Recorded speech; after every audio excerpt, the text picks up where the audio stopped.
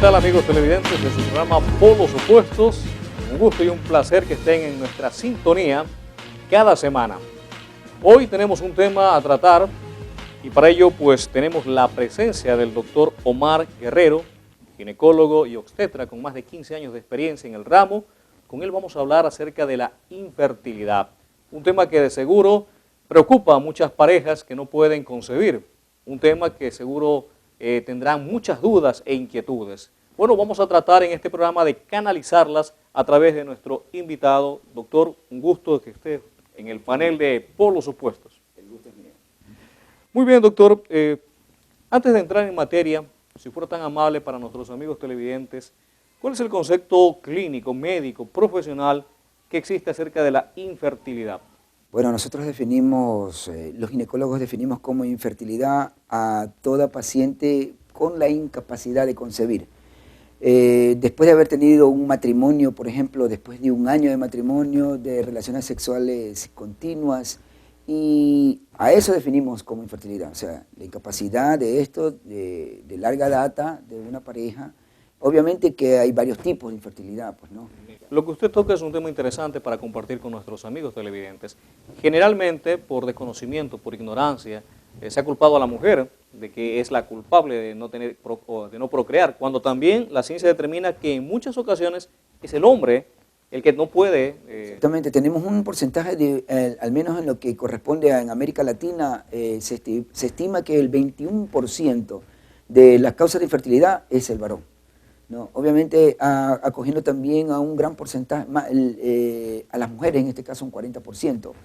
De ahí las causas son mixtas, hay varios factores. En el caso de los hombres, ¿cuáles son las principales causas por las cuales pues no podría ser fértil con su... Nosotros hemos visto muchos pacientes con prostatitis, las enfermedades, las GTS, como nosotros las llamamos, las enfermedades de transmisión sexual, tanto en el varón como en la mujer, son un alto riesgo de producir, y el no tratarlas a tiempo produce infertilidad. A la cabeza, la clamidia, la gonorrea, ya, y en enfermedades que no tienen que ver con transmisión sexual, en la mujer, es a la cabeza la endometriosis. Y cuando hablamos de endometriosis, ¿cómo se da esto en la mujer que luego provoca infertilidad? Sí. Mire, el caso de la endometriosis son mujeres que obviamente nosotros hacemos ciertos exámenes. En este caso, para diagnosticar endometriosis podemos utilizar el CA125, que es un marcador tumoral, que obviamente que cuando sale elevado sirve no solamente para diagnosticar endometriosis, también sirve para cáncer, cáncer ovárico, ¿no? Pero es un marcador que cuando se eleva, nosotros diagnosticamos endometriosis. Aparte de eso, también la endometriosis se diagnostica en pacientes. Una paciente nos llega con infertilidad, con dolor pélvico recurrente, con dismenorrea a diario, que es el dolor típico menstrual.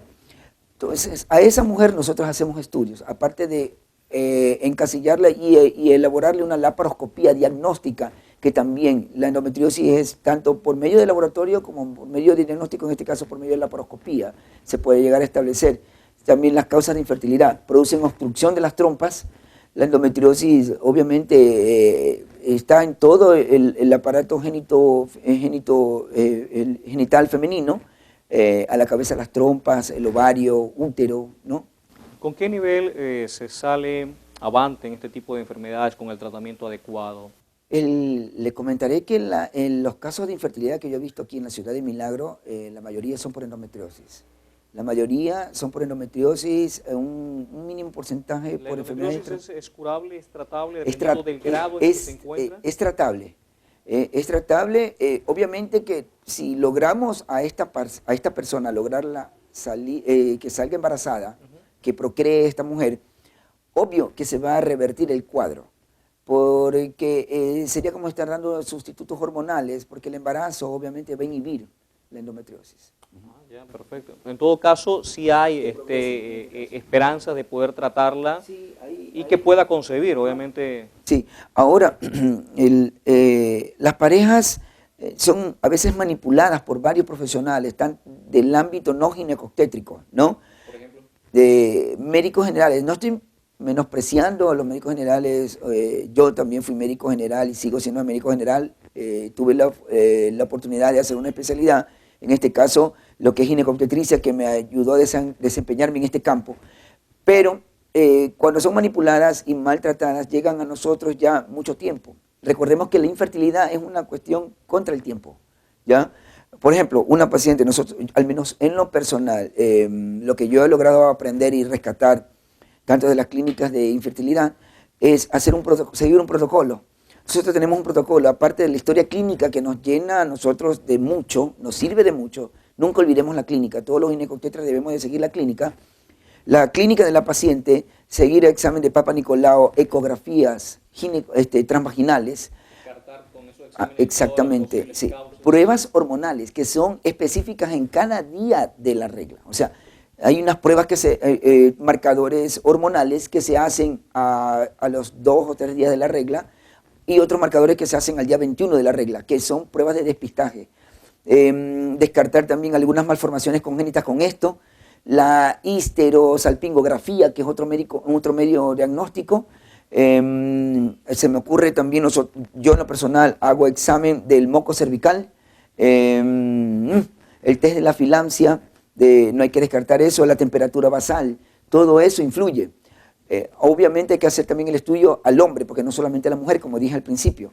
Ya, a ver, hay que hacer estudio al hombre para ver si tenemos una buena concentración de espermatozoides o no. El examen indicado. El espermatograma.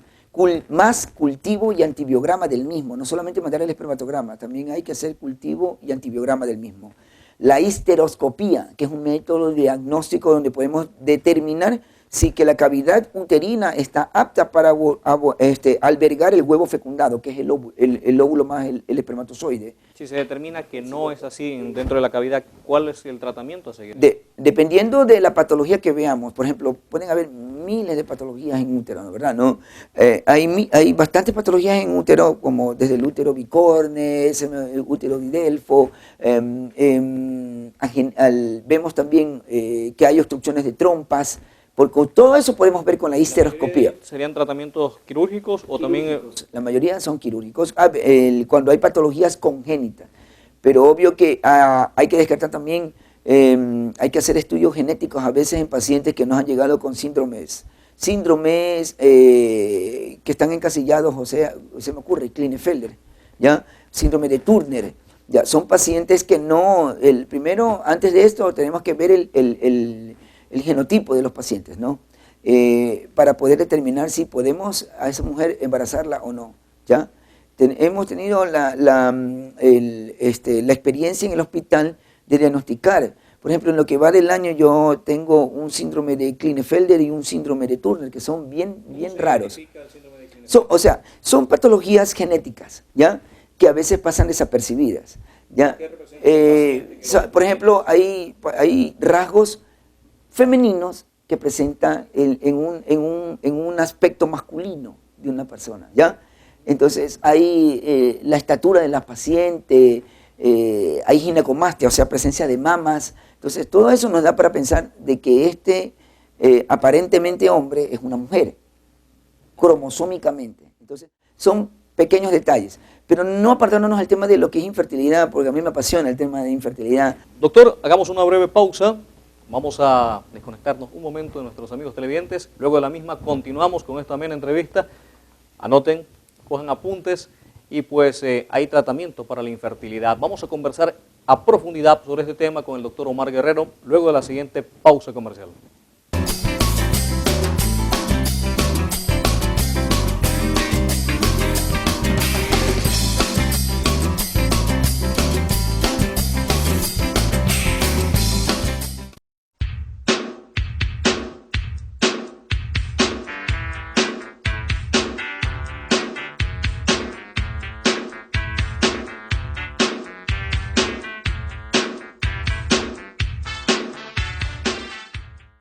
Retornamos en Polos Opuestos, estamos con el doctor Omar Guerrero, estamos hablando de infertilidad.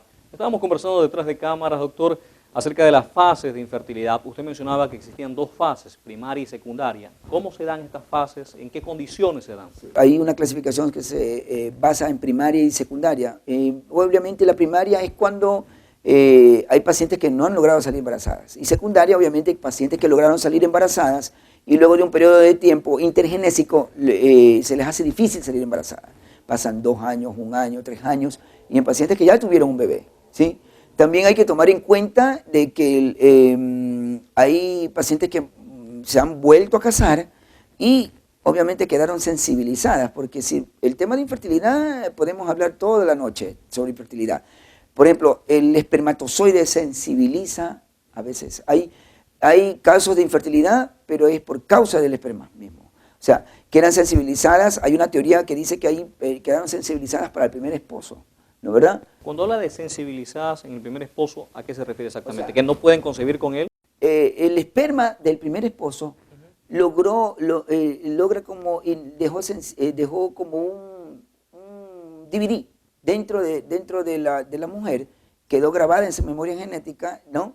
Y reconoce a un espermatozoide y lo rechaza al otro, ¿no verdad? Esa es una teoría que asume. Cuando haya terminado con esa relación, haya iniciado otra, tenga relaciones normales, aún así tampoco va a poder concebir. No.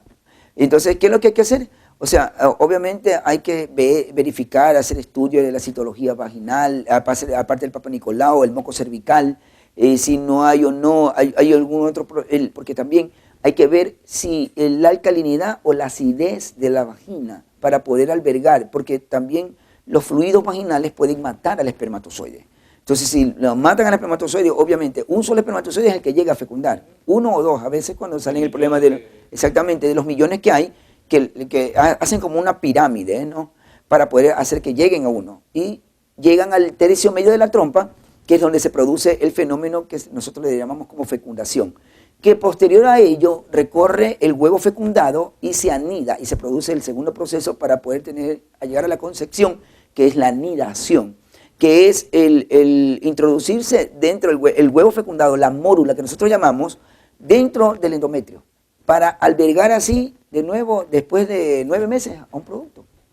Cuando mencionan este tipo de exámenes, el costo de los mismos podría desalentar a las parejas, porque no habla de un solo examen, habla de un sinnúmero para descartar todas las posibles causas. Exactamente.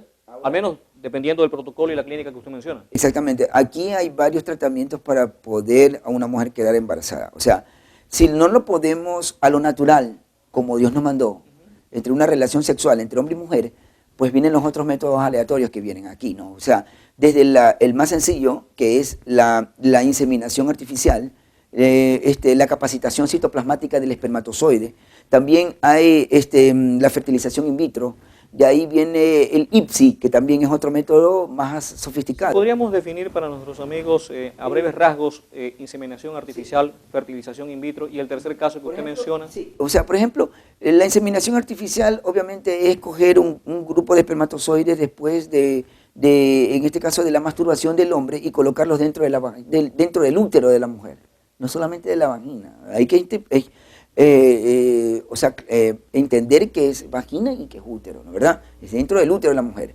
La capacitación citoplasmática es donde nosotros seleccionamos los espermatozoides más aptos para poder inyectarlos dentro del útero también de la mujer. La fertilización in vitro y el IPSI son métodos más sofisticados donde hacemos una fertilización fuera, ya en un ambiente estéril, ¿no? Con microscopios electrónicos y todo un equipo, un aparataje moderno, donde capacitamos al espermatozoide, hacemos un bebé afuera, ¿ya? Un embrión, y luego lo colocamos dentro del útero, pero el embrión ya hecho, o sea, dentro del útero ya está colocado, donde dependiendo de la edad de la mujer, si tiene menos de 35 años, colocamos un embrión, si tiene mayor de 35 años, nosotros colocamos 4 o 5 embriones, para que uno de estos llegue a terminar a los 9 meses, obviamente, ¿no? Como un producto ya definitivo. Cuando hablamos de este tipo de tratamientos de fertilidad, también hay la probabilidad de que la mujer quede embarazada con un producto múltiple, con varios niños. Exactamente. Sí, este fue un caso que fue un boom de los quíntuples, ¿no? Hace años en Guayaquil, ¿no? Verán, ahí eso se fue un caso. Se asombró, no sé si por eso se cayó del asombro o la cantidad de niños que había. Entonces, ¿qué es lo que podemos hacer?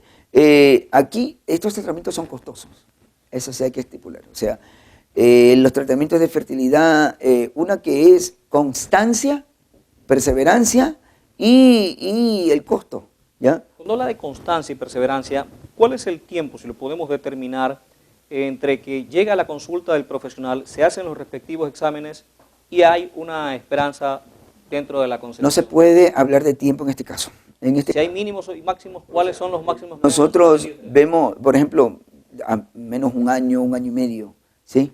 He tenido la satisfacción de poder haber servido a pacientes de aquí, de la ciudad de Milagro. Obviamente que con la edad que tenían estaban desalentados y pues, se ha logrado, mejor dicho, porque esto es un equipo. Este es un equipo en donde la satisfacción es del equipo, ¿ya? Obviamente son costosos, superan los $5.000, obvio, ya los tratamientos de infertilidad. Pero hay menos, o sea, de menor cuantía. En este caso estamos hablando de $1.000, $500, dependiendo de qué se utilice. Las hormonas que se utilizan también no son las habituales y se tienen que y se las encuentran en ciertas farmacias, no en todas las farmacias, y no se las expende así como caramelos o como dar una paracetamol, no, porque son medicamentos que deben de ser utilizados por personas que estamos capacitadas para manejarla, estas hormonas, porque obviamente ahí dentro de la infertilidad también hay síndromes de hiperestimulación ovárica que pueden llevar hasta entrar a una paciente en área de terapia intensiva por romper un quiste folicular y han llevado hasta estar en coma. Hagamos una breve pausa, doctor. Vamos a decirle a nuestros amigos televidentes que tenemos una pausa, luego de lo cual vamos a retornar con esta entrevista.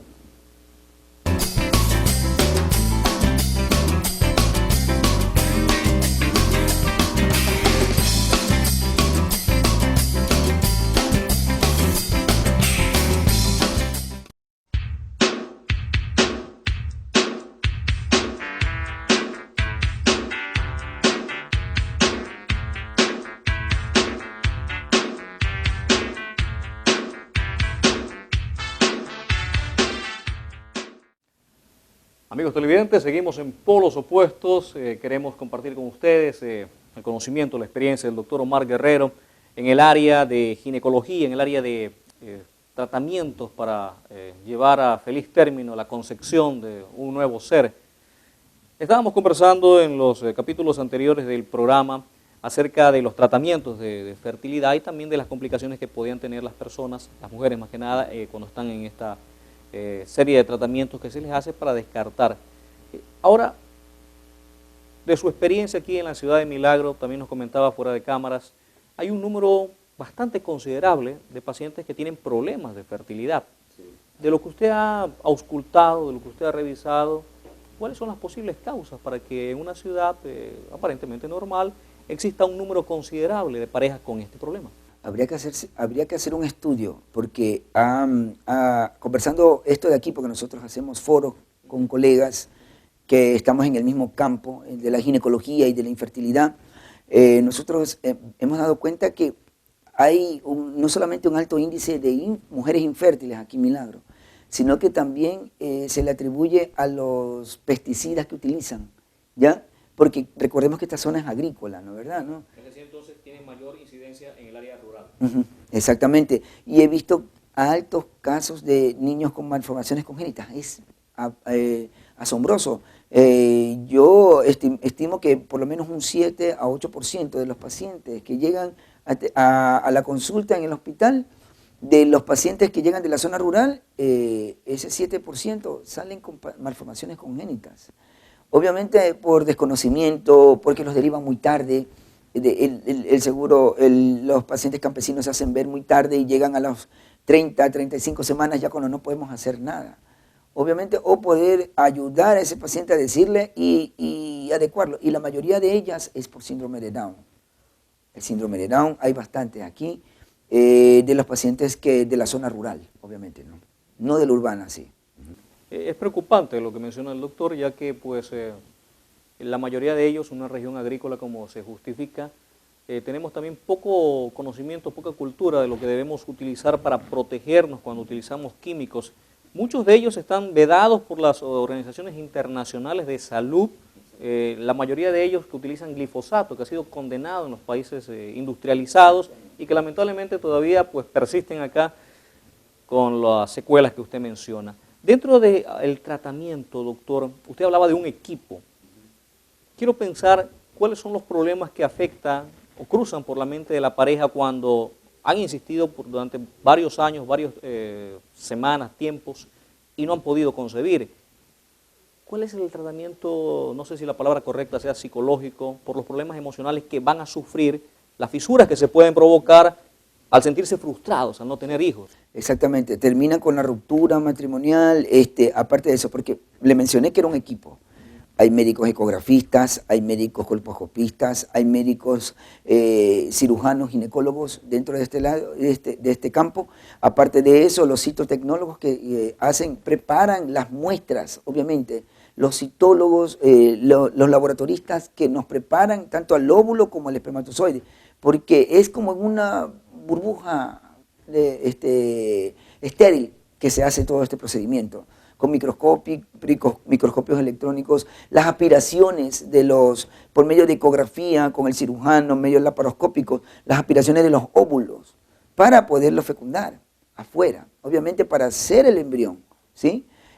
La crioconservación de los embriones, porque hay pacientes, por ejemplo, que desean, por ejemplo, dicen, doctor, yo ya tengo 45 años, 46 años, de aquí a unos 5 años yo no puedo tener, y si me vuelvo a casar, imagínese usted cómo puedo tener un hijo. Entonces deciden crioconservar eso de ahí. Para la explicación de ellos, la crioconservación significa congelar el esperma, congelar el óvulo. Ya, muchas veces hay pacientes que no tienen, ya no tienen buena reserva ovárica, o sea, de óvulos, y se someten a la donación de óvulos. Hay pacientes que donan óvulos, obviamente con consentimiento informado, porque todo aquí va legal, porque le pueden demandar de aquí a mañana, ese niño que usted tiene ahí no resulta ser suyo, sino de otro paciente, porque tiene el código, exactamente, por eso se hace firmar consentimientos informados en los centros de fertilidad que hay en Guayaquil. Aquí en Milagro lamentablemente no hay. ¿Y estos centros de fertilidad son los que tienen un banco en donde existen estas crioconservaciones? Exactamente, tanto de óvulos como de embriones como de esperma. Exactamente, donde llegan pacientes que donan, obviamente, después de un estricto y riguroso verificación de que esas muestras estén buenas, o sea, que no tengan SIDA, sífilis, enfermedades de transmisión sexual y tanta cosa. O sea, todo eso va encaminado, ¿sí? Es un conglomerado.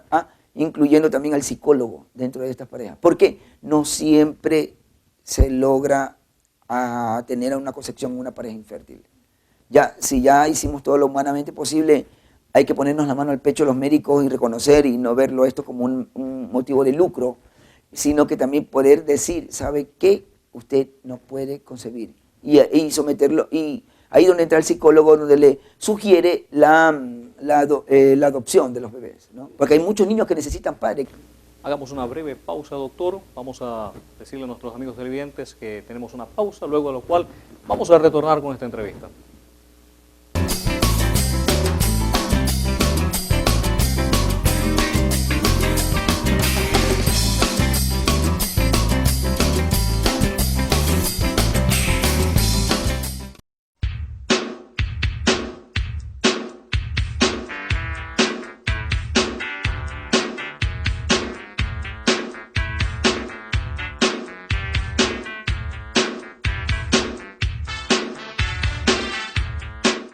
Amigos televidentes, estamos en nuestro capítulo final de Polos Opuestos.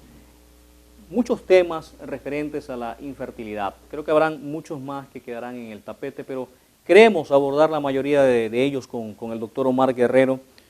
¿Qué lo motivó a usted a escoger esta especialidad? Usted fue médico general, según nos mencionaba, y buscó esta especialidad. ¿Por qué, doctor? ¿Qué vio? ¿Qué trató de solucionar? ¿Qué fue lo que le impactó, tal vez, que lo determinó a buscar esta especialidad?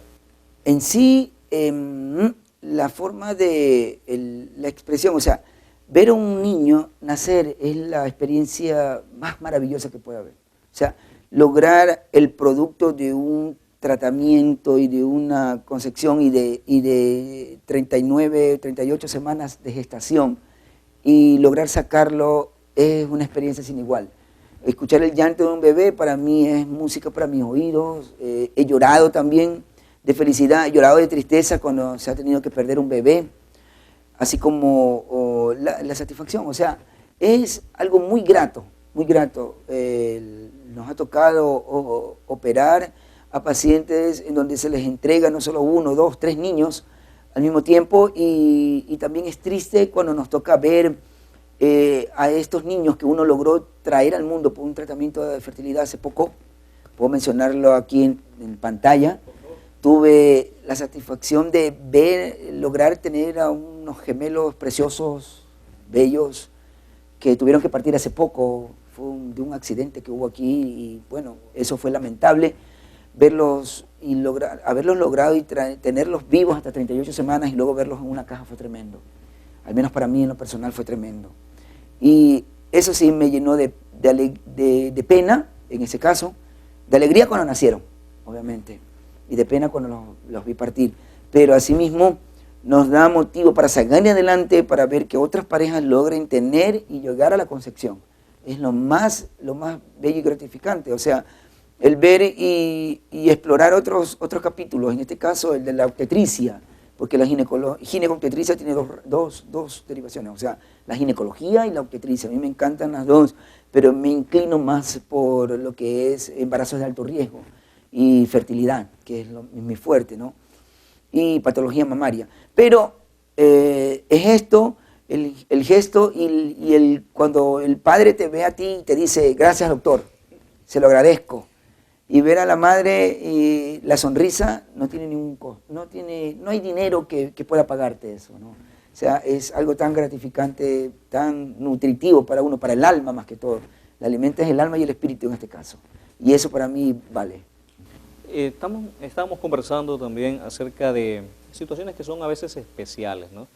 Cuando la madre no está tal vez en edad de poder concebir, pero por circunstancias X, violación puede ser una de ellas, también se da. ¿Cuál es el tratamiento que debe ser, creo yo, distinto para asegurar la salud de la madre? ¿En qué casos se da que continúe con el proceso de gestación? ¿En qué casos se debe interrumpir, no sé, dependiendo de la edad que tenga? Yo no estoy de acuerdo con el aborto. En este caso, lo mío es mantener al producto hasta su término, ¿no es verdad?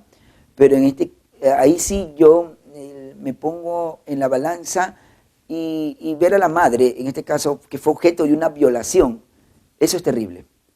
Eso es terrible porque ahí tendrá mucho que ver el psicólogo, para poder establecer cuál es el veredicto de la madre. Hay muchas reglas y muchos tabúes que hay. Tanto en el Congreso se estipula la ley al aborto o no, si está aceptada o no. Eso es motivo de debate a diario. Pero en lo personal yo no comparto el aborto, salvo que sea el terapéutico, o sea, que venga un producto que no va a ser viable y que tenga una edad gestacional adecuada en que la madre no corra el riesgo ni de muerte en este caso, ¿no? Ahora con las clínicas de fertilidad, con los centros que están especializados en esto, ¿se puede solventar de alguna manera el grave problema de parejas infértiles sí, o aún faltan más? ¿Hay algún sondeo, hay algún registro que indique, bueno, cuántos serían necesarios? No. Porque hablamos de especialistas. Usted me mencionaba en un capítulo anterior de que tal vez el médico general tiene una visión, pero faltan detalles, faltan protocolos que cumplir y que tal vez demoran el tratamiento. Y de la misma rama, en buen punto el suyo, porque resulta ser de que hay ginecólogos que se dedican a todo.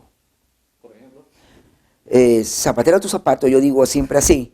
Si yo hay las subespecialidades de colposcopía, de ecografía, de perinatología, ¿ya? de fertilistas. No se puede hablar de todólogos en esa área. No puedo ser juez y parte si no he sido capacitado totalmente para llevar a cabo alguna misión.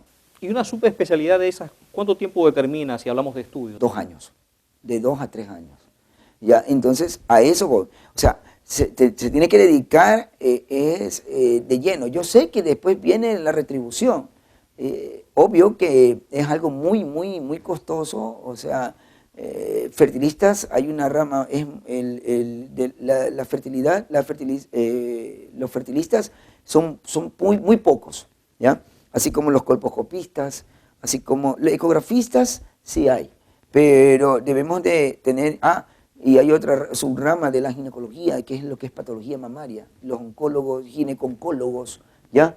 Y ahí debemos de siempre acudir al indicado, no ir de aquí para allá y que yo lo hago todo. La patología mamaria, ¿qué incidencia tendría dentro del caso de infertilidad? ¿Tiene alguna relación o es un caso totalmente separado? No, es un caso totalmente separado, sino que lo mencioné porque hay mastólogos en este caso. Y hay veces que las personas, entre comillas, reconocen que hay una subespecialidad en ginecología que se llama mastología, que aparte de ser ginecólogo, es mastólogo, ¿sí? A eso me refiero. Correcto. Cuando hablamos de ahora de la especialización indispensable en estos tiempos modernos en los cuales surgen problemas que tal vez en antaño no se dieron o que tal vez no se conocían, y viene la preparación, ¿cuál ha sido su preparación para estar dentro de esta especialidad? Mire, nosotros tenemos un grupo, hay grupos, subgrupos en Guayaquil que hacen clínicas de fertilidad, ¿no, verdad? Hasta donde uno puede, lo trata, y lo que no puede, se lo deriva. Hay que ser honesto en esta vida para poder llegar a tener una escala de triunfos, ¿no? Y no de derrotas. Entonces, si ya no puedes, hay sitios.